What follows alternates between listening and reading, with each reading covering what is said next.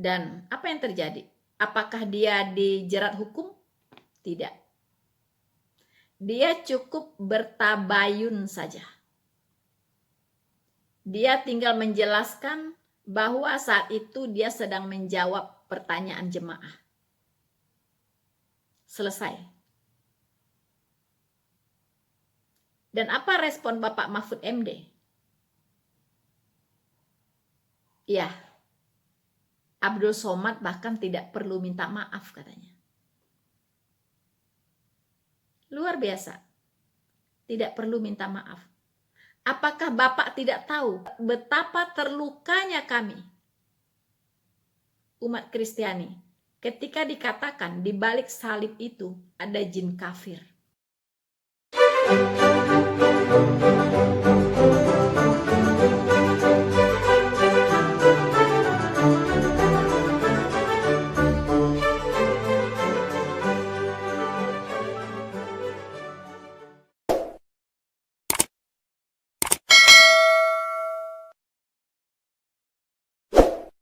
Halo saudara-saudaraku yang terkasih di dalam Tuhan, dimanapun Anda berada, bertemu kembali dengan saya Rina Solihin dalam channel Rina Menjawab. Saudara-saudaraku sebangsa dan setanah air, dimanapun Anda berada, bahkan saudara-saudaraku yang seiman di seluruh dunia, di seluruh negara, yang bisa mengakses channel saya ucapkan salam damai sejahtera bagi kita semuanya. Dan saya berharap teman-teman, saudara-saudaraku semua dalam keadaan baik, sehat selalu, dan selalu bersuka cita, penuh ucapan syukur kepada Tuhan kita, Yesus Kristus. Saudara-saudaraku yang terkasih di dalam Tuhan, dan saudara-saudara sebangsa dan setanah air dimanapun Anda berada. Kali ini, saya ingin membawa inspirasi, pesan dari para komentator di video saya, terutama dalam hal persoalan yang sedang viral sekarang, yaitu mengenai Bapak Saifuddin Ibrahim. Rasanya saya harus menyampaikan pesan dan kesan inspirasi dari para sahabat saya yang sudah memberikan komentar-komentar yang luar biasa terhadap apa yang saya sampaikan di video saya, khususnya yang membahas tentang apa yang terjadi di negara kita saat ini, yaitu mengenai Bapak Saifuddin Ibrahim. Saudara-saudaraku yang terkasih, begitu banyak yang membahas masalah ini, teman-teman. Dan saya melihat saudara-saudara kita dari kelompok Kristen itu betul-betul merasa prihatin, sangat prihatin dengan kondisi situasi dalam hal kehidupan umat beragama di Indonesia. Mereka juga sangat prihatin dengan penegakan hukum yang jauh dari harapan. Bisa dikatakan hukum di Indonesia belum memposisikan setiap warga negara sama di mata hukum. Berdasarkan fakta kejadian yang sudah tentunya disaksikan oleh sebagian rakyat Indonesia dalam penegakan hukum yang mengenai pasal penistaan agama, itu dilihat seperti tumpul ke minoritas dan tajam ke mayoritas. Hal ini kita tidak bisa menutup mata, karena kita melihat dengan mata kepala sendiri, kita merasakan, kita menyaksikan apa yang terjadi. Saudara-saudaraku yang terkasih di dalam Tuhan, saya sudah memahami dan juga mencermati beban apa yang sedang dipergumulkan oleh saudara-saudara, terutama yang minoritas. Dalam hal ini yang berdampak langsung kepada umat Kristiani. Saya mencoba mempelajari beberapa tanggapan dari pihak-pihak yang punya otoritas untuk memberikan statement tentang apa yang terjadi dengan Bapak Saifuddin Ibrahim. Saya menyoroti 3 pihak, yaitu PGI, Persekutuan Gereja Indonesia, kemudian Bapak Mahfud MD, ini adalah Menko Polhukam, Menteri Koordinasi Politik, Hukum, dan Keamanan Republik Indonesia. Beliau biasanya punya wewenang untuk menyusun kebijakan di bidang keamanan. Makanya beliau punya perhatian lebih untuk hal-hal yang akan mengganggu stabilitas keamanan negara. Dan saya sangat tertarik dengan seruan beliau untuk seluruh masyarakat Indonesia untuk bersama-sama memerangi terorisme. Itu luar biasa saya pikir. Ya, memang terorisme itu harus dilawan secara bersama-sama. Karena yang namanya terorisme itu adalah musuh kemanusiaan. Karena korbannya itu tidak cuman orang yang berbeda agama. Siapa saja bisa menjadi korbannya teroris. Seperti misalnya mereka meledakkan diri di kantor polsek atau kantor polisi. Apakah di sana semua orang Kristen? Kan tidak. Bahkan tidak jarang yang jadi korban justru Muslim yang banyak. Karena memang Muslim yang banyak di negara ini gitu. Ya. Jadi teroris itu adalah musuh bersama bangsa kita. Jadi cara melawan teroris itu harus bersama-sama. Begitu. Setiap dari kita harus mau berpikir apa sebenarnya yang bisa kita lakukan untuk melawan para teroris ini, supaya mereka tidak ada lagi di negara ini, bisa hapus begitu. Sayangnya keinginan dari Bapak Saifuddin Ibrahim untuk memerangi terorisme di negara ini, memerangi intoleransi dan radikalisme, itu dimaknai berbeda oleh mayoritas masyarakat Indonesia. Saya paham maksudnya baik, supaya Indonesia ini aman, damai, hidup tentram, berdampingan, tidak ada lagi saling mencurigai, ya kan? Saling serang-serangan. Menyerang itu bukan cuma fisik, tetapi verbal juga termasuk menyerang, ya. Begitu. Bagus, baik. Maksudnya Bapak Saifuddin Ibrahim baik, tapi mungkin timingnya kurang tepat. Atau caranya yang kurang tepat. Sehingga direspon dengan cara yang sangat bervariasi. Oleh pemerintah maupun oleh masyarakat Indonesia. So teman-teman, saya mencermati reaksi dari Bapak Mahfud MD terhadap statement dari Bapak Saifuddin Ibrahim.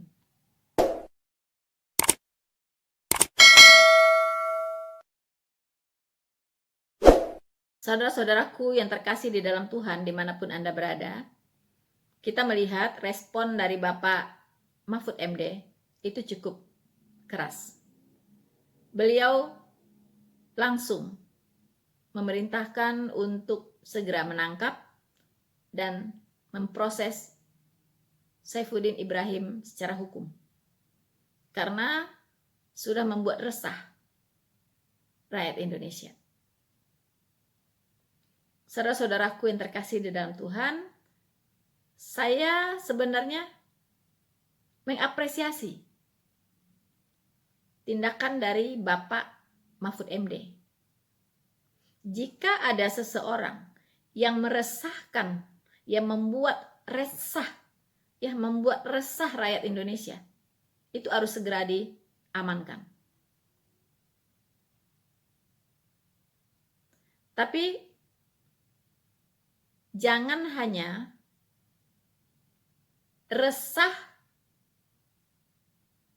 pada satu pihak, ya, satu kelompok mayoritas, tetapi tidak memperhatikan keresahan yang terjadi di kelompok minoritas.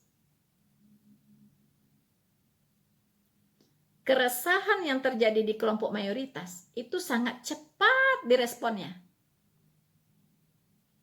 Sementara keresahan di kelompok minoritas rata-rata tidak ada suara. Dicuekin saja. Makanya banyak saudara-saudara kita dari kelompok minoritas merasa di negara ini itu dianaktirikan. Saya membaca komentar-komentar dari teman-teman di video saya. Itu bukan selewat-selewat. Saya cermati apa yang mereka rasakan. Apa yang mereka inginkan. Apa yang mereka keluhkan. Apa yang menjadi beban mereka, kekhawatiran mereka, apa yang menjadi kekecewaan mereka. Mereka sangat kecewa. Ketika mayoritas dianggap sedang resah, itu cepat sekali respon dari berbagai pihak. Tetapi kalau kelompok minoritas yang dibuat resah, itu tidak ada yang peduli. Tidak ada yang peduli. Ini fakta. Contohnya apa? Contohnya, ketika kasusnya Abdul Somad, dia membuat penistaan agama. Kalau saya bilang sangat keji. Penistaan yang sangat keji terhadap iman kekristenan. Dia mengatakan di balik salib itu ada jin kafir. Bahkan dengan bahasa tubuhnya dia memperagakan, ya, kepalanya ke sana apa ke sini. Itu dengan emosional dia berbicara. Dari bahasa tubuhnya itu kelihatan dia bercerita, ya, mendakwahi itu penuh dengan emosi.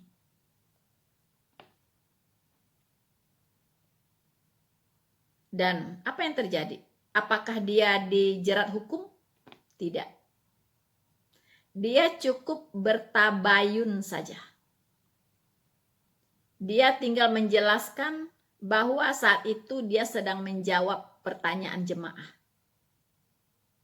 Selesai. Dan apa respon Bapak Mahfud MD? Ya, Abdul Somad bahkan tidak perlu minta maaf katanya. Luar biasa. Tidak perlu minta maaf. Apakah Bapak tidak tahu betapa terlukanya kami, umat Kristiani, ketika dikatakan di balik salib itu ada jin kafir? Salib bagi kami itu adalah simbol kasih Allah yang menyelamatkan orang-orang berdosa. Kalau Kristus tidak disalibkan, tidak ada satu orang pun yang bisa ke surga, Pak. Semua harus landing ke neraka. Karena semua orang berdosa. Tidak ada manusia yang tidak berdosa. Omong kosong kalau ada yang bilang ada manusia yang tidak berdosa. semua manusia itu pasti berdosa. Karena dari Adam dan Hawa jatuh ke dalam dosa, manusia itu sudah kehilangan posisi orang kudus, orang suci. Dengan jatuhnya Adam ke dalam dosa, manusia kehilangan kekudusan. Dia sudah berpindah dari orang-orang kudus menjadi orang-orang berdosa. Dia akan memiliki hati yang cenderung berbuat dosa. Makanya kalau Bapak Mahfud lihat anak-anak kecil, balita, itu kalau dia berbuat jahat, ya, nakal dengan temannya, atau mencuri makanan temannya, atau mengambil uang orang tuanya, atau memukul temannya, itu tidak perlu diajarkan, Pak. Mereka bisa sendiri. Karena mereka, manusia ini, dilahirkan itu sudah disertai dengan hati yang cenderung berbuat dosa, walaupun dia belum bisa berbuat dosa dengan kesadaran, ya, kesadaran penuh. Tetapi itu hati yang dimiliki manusia ini untuk berbuat dosa tidak perlu diajarkan. Tetapi anak kecil kalau ingin berbuat baik, harus berbuat baik, itu harus diajarkan, Pak. Berbuat sesuatu yang baik itu harus diajarkan sedemikian rupa, bahkan harus diajarkan berulang-ulang. Ya. Begitu Pak Mahfud. Jadi tidak ada manusia ini yang tidak berdosa, dan upah dosa adalah maut. Upah dosa adalah maut. Artinya kalau orang berdosa, walaupun setetes dosa, itu pasti tidak akan bisa menghampiri sorga. Karena sorga itu tempat yang maha kudus. Dan orang berdosa tidak bisa menghampiri ke situ. Untuk itulah Allah yang maha kudus, Allah yang maha esa datang ke dunia ini menjadi manusia. Firman Allah menjadi manusia. Itulah Kristus. Dia datang ke dunia ini untuk satu tujuan, yaitu misi keselamatan. Dia membawa program penyelamatan seluruh umat manusia, yaitu dengan cara penebusan dosa. Jadi dia datang sebagai manusia untuk menjadi tebusan. Tebusan untuk seluruh orang-orang berdosa.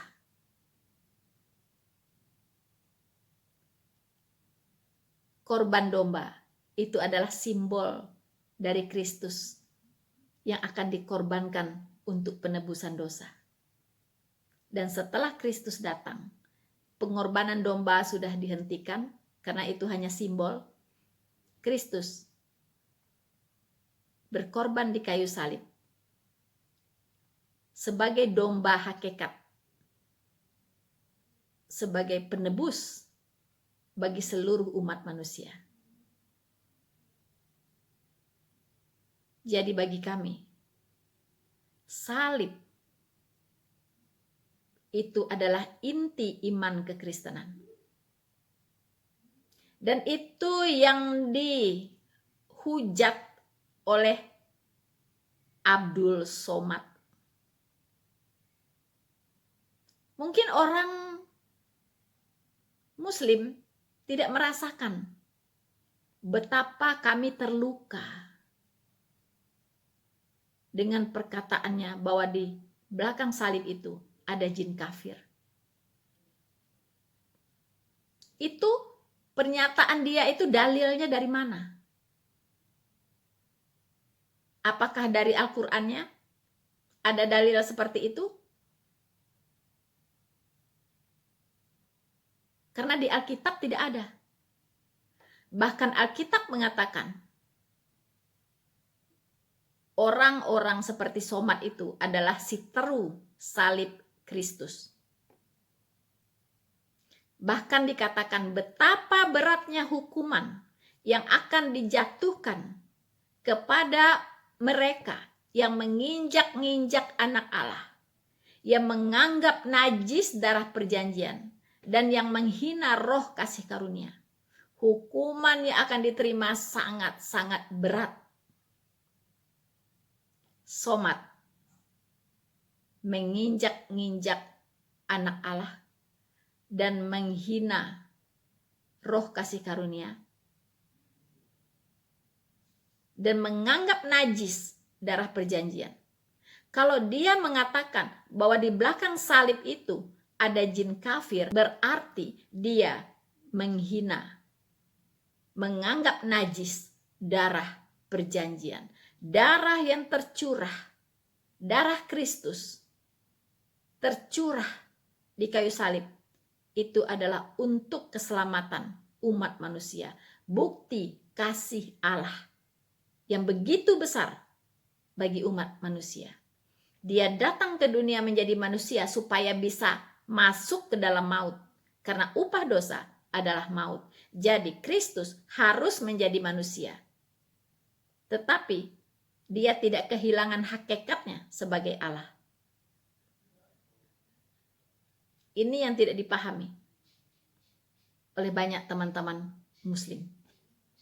Dia begitu menghina penyaliban.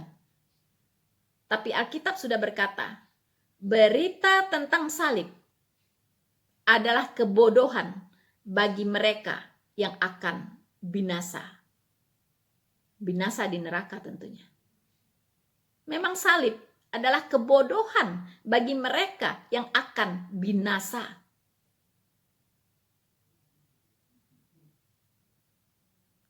Jadi, Bapak Mahfud MD, pernyataan Ustadz Somad sangat melukai kami, rakyat Bapak yang minoritas,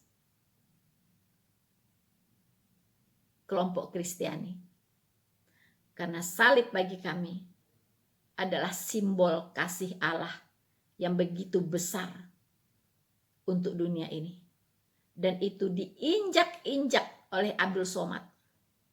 Dan Bapak hanya mengatakan bahwa dia sudah mengklarifikasi posisinya waktu itu. Bahwa dia hanya menjawab pertanyaan dari jemaahnya. Dan dia tidak perlu minta maaf. Wow. Ini sebuah respon yang sangat berbeda yang Bapak lakukan antara kepada Abdul Somad dan kepada Bapak Saifuddin Ibrahim. Saya tidak sedang membela Saifuddin Ibrahim. Ya. Bagi saya Saifuddin Ibrahim dengan Abdul Somad itu sama. Sama-sama melakukan penistaan agama menurut definisi undang-undang penistaan agama. Tapi mengapa perlakuannya berbeda?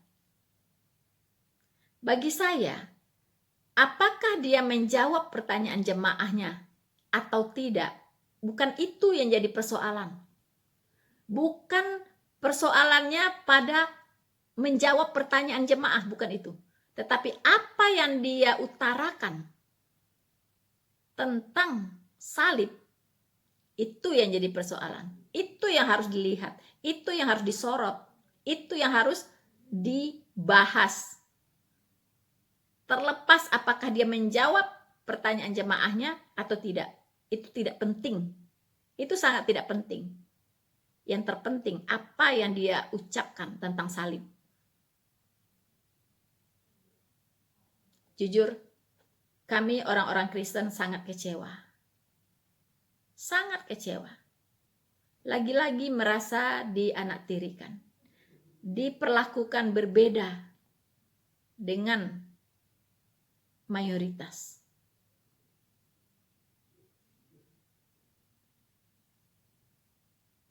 Dan lebih hancur lagi ketika kami melihat bagaimana Yahya Waloni diperlakukan di depan hukum dengan Muhammad KC diperlakukan di depan hukum.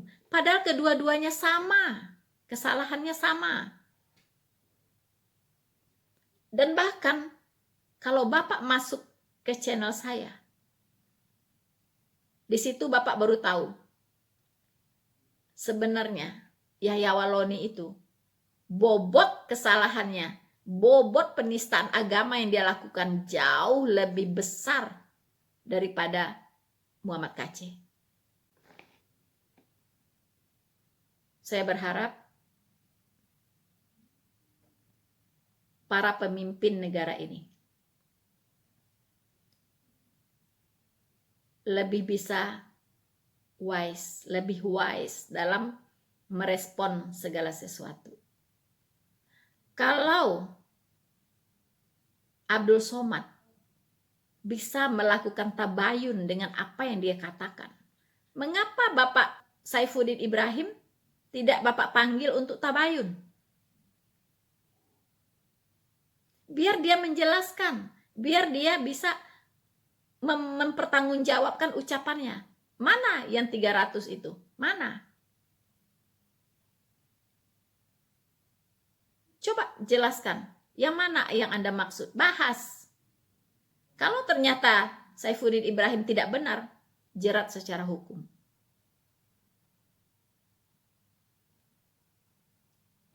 Begitu. Ya. Jadi kami merupakan bagian dari rakyat Indonesia ingin diperlakukan sama di depan hukum. Diberikan hak yang sama.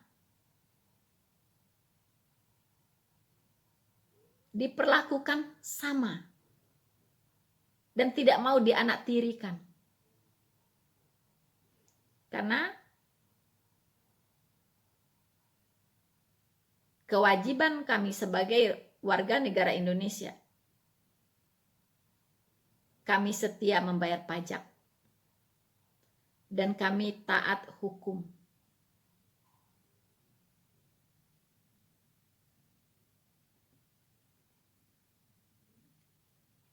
Itu Pak.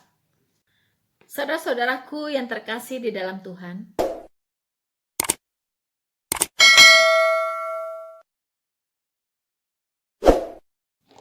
saudara-saudaraku yang terkasih di dalam Tuhan,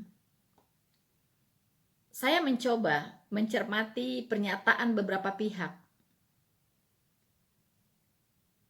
yang langsung mengenai apa yang sedang terjadi dengan Bapak Saifuddin Ibrahim, yaitu dengan permintaan beliau untuk menghapus 300 ayat di dalam kitab suci Al-Quran.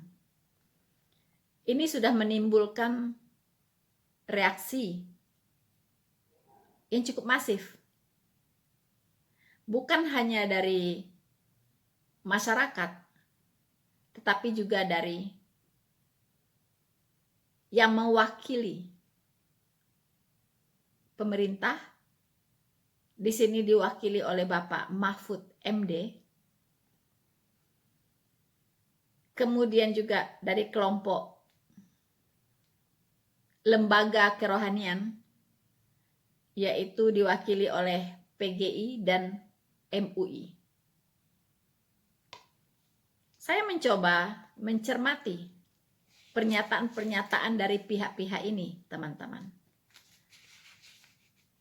Pertama, tentunya kita ingin melihat apa respon PGI, Persekutuan Gereja Indonesia, dalam konteks dengan kejadian Bapak Saifuddin Ibrahim saja. PGI itu menyesali apa yang dilakukan oleh Bapak Saifuddin Ibrahim, menyesali pernyataan atau permintaan dari Bapak Saifuddin Ibrahim. PGI mengatakan tidak boleh menafsirkan kitab agama lain.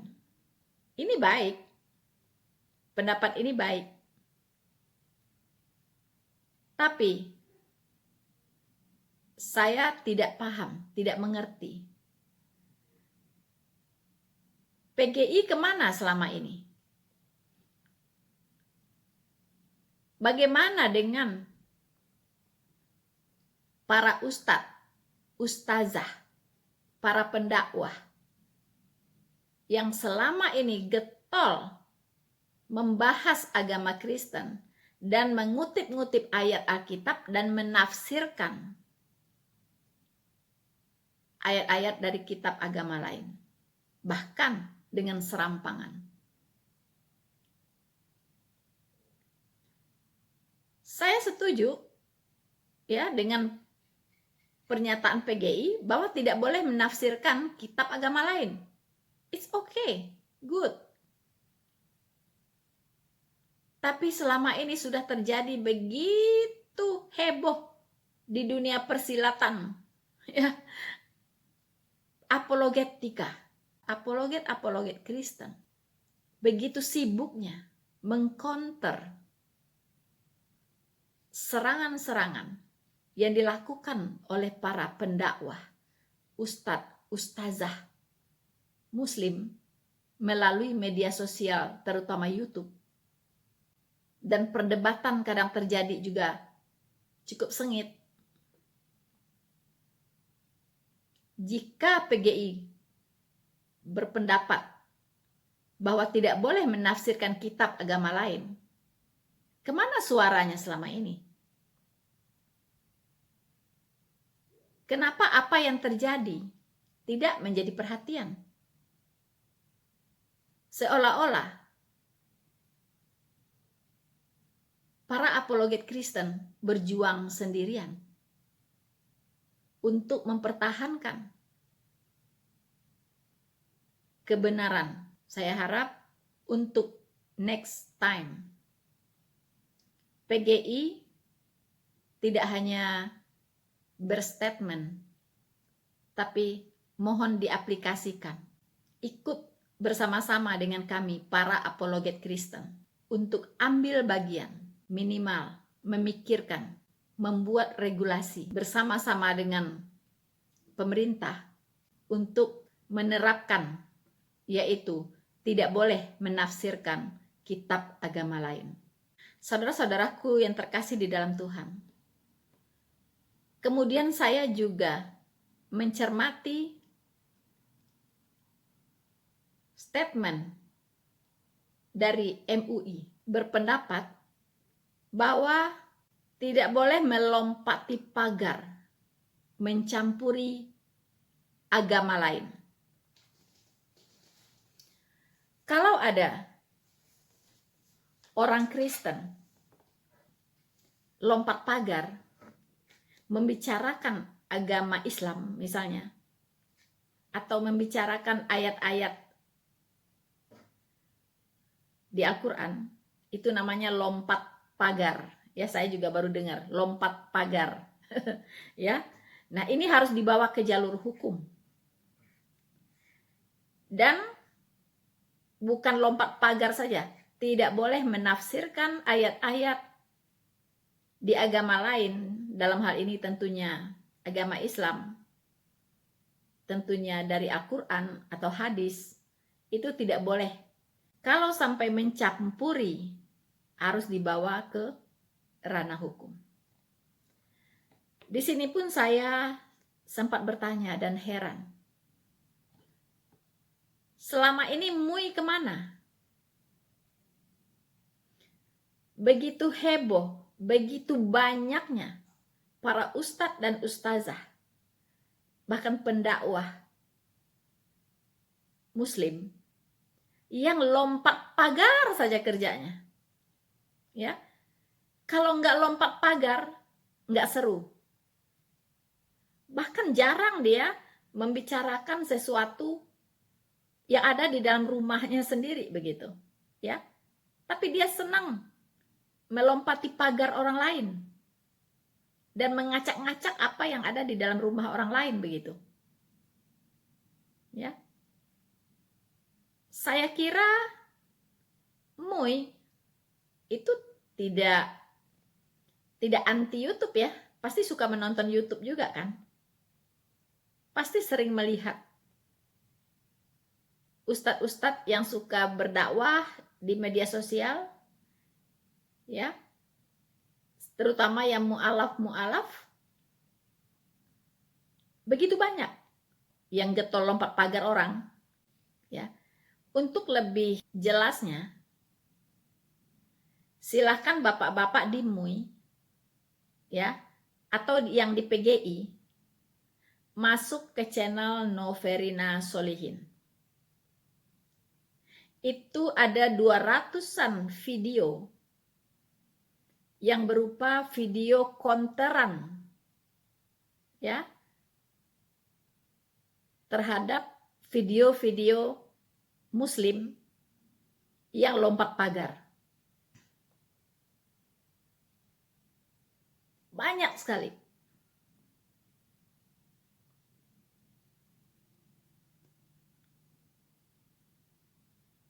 Sebelumnya mungkin saya harus jelaskan sedikit. Mengapa saya terjun sebagai apologet Kristen?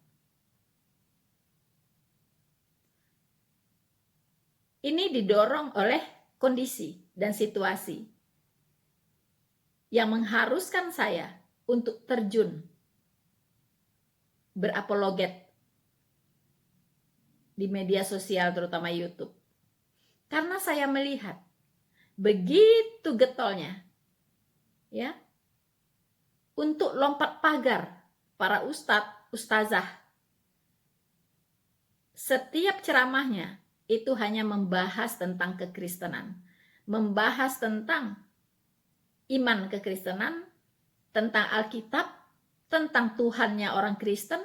Wow, banyak sekali. Yesus itu bukan Tuhan. Wow, itu udah ratusan kali dibahas. Alkitab itu palsu, itu sudah tidak terhitung. Ya. Tuhannya orang Kristen itu 3, tidak esa. Macam-macam yang dibahas. Selalu lompat pagar kesukaan mereka. Nah, jadi selama ini MUI kemana? Jadi kami meminta, ya, saya mewakili saudara-saudara saya yang non-Muslim, Kristiani khususnya, tolong MUI turun gunung, ya, untuk mengamankan, mengendalikan para pendakwah-pendakwah Muslim, ustazah, ya, di media sosial, YouTube. Mungkin di yang lain juga saya tidak tahu ya, tapi saya konsennya di YouTube. Untuk mengamankan mereka, untuk memberikan mereka satu rambu-rambu sesuai dengan prinsip MUI, yaitu tidak boleh mencampuri agama orang lain dan tidak boleh lompat pagar. Ya. Saya melihat MUI dengan PGI hubungannya baik. Ya. Silahkan bekerja sama demi kebaikan umat. Ya. PGI dengan MUI itu punya prinsip yang sama. Tidak boleh menafsirkan kitab agama lain. It's good. Tidak boleh mencampuri agama orang lain. It's good. It's okay. Dan tidak boleh lompat pagar. Itu saya berikan jempol untuk MUI. Tapi tolong pernyataannya diaplikasikan, diwujudkan, ya, dalam satu tindakan. Karena tindakan lompat pagar dari para ustadz ustazah dan pendakwah Muslim itu luar biasa. Nah, begitupun untuk teman-teman Kristiani, saya menghimbau, jangan lagi coba-coba lompat pagar. Kalau ada 1-2 selama ini yang suka lompat pagar, jangan dilakukan lagi. Ya. Karena saya berprinsip dari awal, kita diwajibkan, diperintahkan oleh firman Tuhan adalah memberitakan kebenaran, memberitakan firman Tuhan, bukan memberitakan firman yang lain, bukan, ya, memberitakan firman Tuhan, memberitakan kebenaran, memberitakan kabar baik, memberitakan kabar sukacita dari Allah. Dan ketika kita memberitakan firman Tuhan dari Alkitab, tidak butuh ayat pendukung dari luar Alkitab. Tidak perlu. Karena Alkitab itu sudah sangat sempurna. Dia bisa menjelaskan dirinya sendiri secara baik. Ya, jadi tidak perlu mengais-ngais ayat dari kitab orang lain.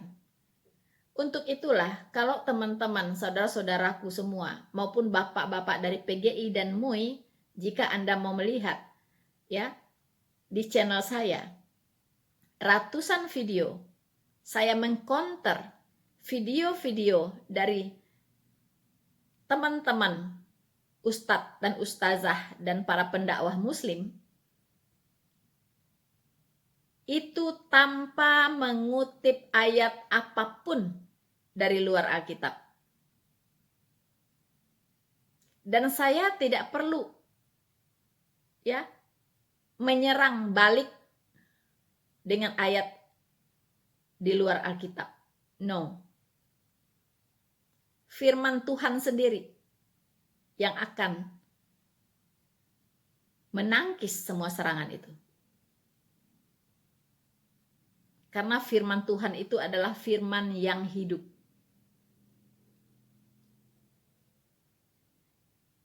Itu prinsip saya dari dulu. Saya tidak akan pernah menggunakan ayat-ayat dari luar Alkitab. Orang boleh menyerang Alkitab saya, boleh menyerang Tuhan saya, boleh menyerang iman saya. Tapi cukup saya menjawabnya dengan firman Tuhan yang ada di Alkitab. Karena saya mau orang mendengarkan kebenaran yang saya sampaikan.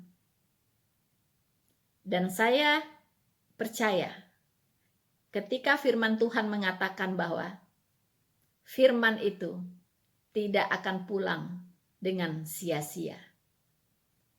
Jadi saya harus taburkan firman Tuhan sebanyak-banyaknya. Itu prinsip saya. Jadi bagi saya tidak terjadi yang namanya lompat pagar. Ya. Dan saya tidak perlu menafsirkan ayat-ayat di kitab agama lain. Tidak perlu, ya, tidak perlu. Untuk apa? Begitu. Kemudian saya juga tidak begitu getol ya. Tidak suka membuat tema-tema video saya, konten-konten saya tentang agama lain. Boleh Anda buktikan sendiri, silakan masuk ke channel saya. Hampir tidak ada konten saya yang membicarakan agama orang lain. Karena yang harus saya beritakan adalah firman Tuhan yang ada di Alkitab. Saya tidak perlu memberitakan firman di kitab orang lain. Tidak perlu. Begitu. Ya. Nah, jadi saya harap MUI dengan PGI bisa bekerja sama dalam hal ini. Sama-sama mengendalikan umatnya masing-masing untuk tidak lompat pagar, untuk tidak mencampuri agama orang lain, dan untuk tidak menafsirkan ayat-ayat kitab orang lain.